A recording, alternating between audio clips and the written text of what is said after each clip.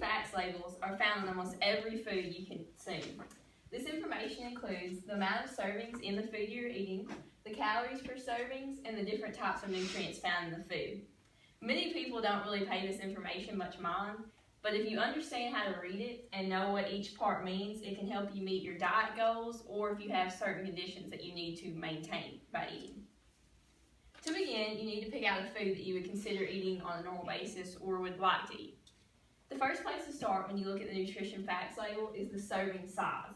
These serving sizes are standardized and they make it easier to compare similar foods.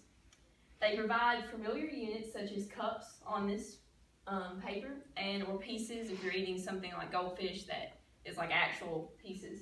And then they also include like your metric units such as grams. The serving size of the food influences the number of calories. So on this particular product, it says there are 250 calories, but it says there's 2 servings per container. So you have to take that in consideration. If you eat the entire container, you're consuming more than just 250 calories because there's that many servings. Which moves on to the second thing you should look at, which is the amount of calories. Like I said before, the calories are influenced by the serving size. Like some things may say 2 servings per container, or if you're eating like a box of cereal, it can go all the way up to like 11 servings. So if it says 110 calories, you have to make sure that you are eating the proper serving size. And a good way to do that is to measure it out. If it says a cup, to get a measuring cup and measure out a cup. Also on calories, you have to take into consideration how many are from fat. It's good not to eat something that has more than half of the calories from fat. So this product would be okay because there's 250 calories and 110 are from fat, which is still kind of high, but it's better than eating more than being half from fat unless they're healthy fats.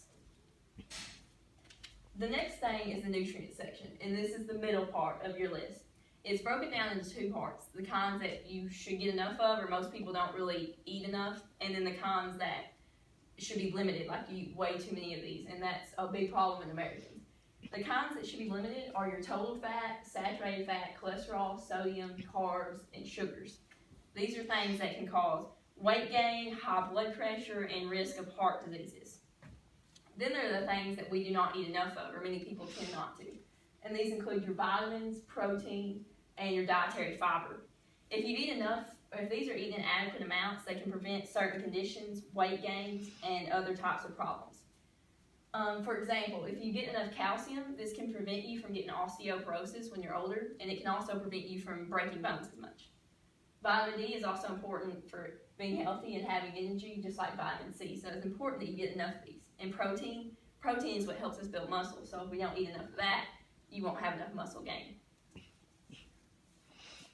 After you look at the nutrient section, it is important to understand the footnote at the bottom of the label.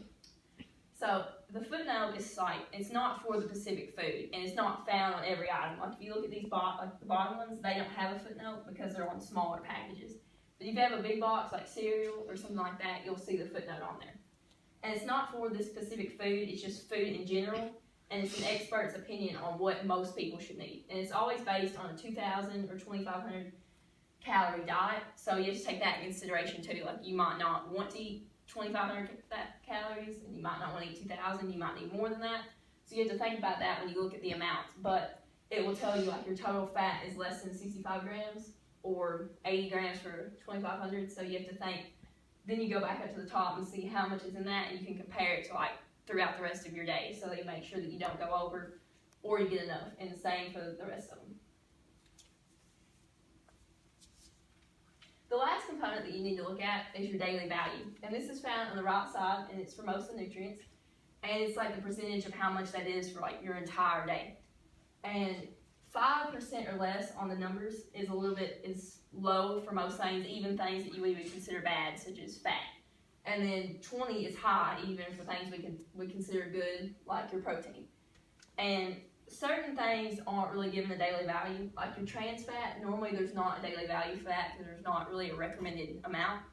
And then sugar, they never give a daily value. And protein, there's only a daily value if it's like advertised as being a high protein food. Now that you have the knowledge to read a nutrition label, it's important that you incorporate this to make good choices. There are many reasons that people would look at this. Like if you're trying to lose weight, you would need to maintain to make sure that you get a calorie deficit. And if you're trying to gain weight, you want to bump up other certain nutrients to gain more weight, or protein if you're like into bodybuilding. Also, if you have diabetes or other conditions, you might need to limit certain amounts to make sure that you don't cause problems in your health. So it's very important that you know how to read this, and I hope you can understand and carry this throughout your meals.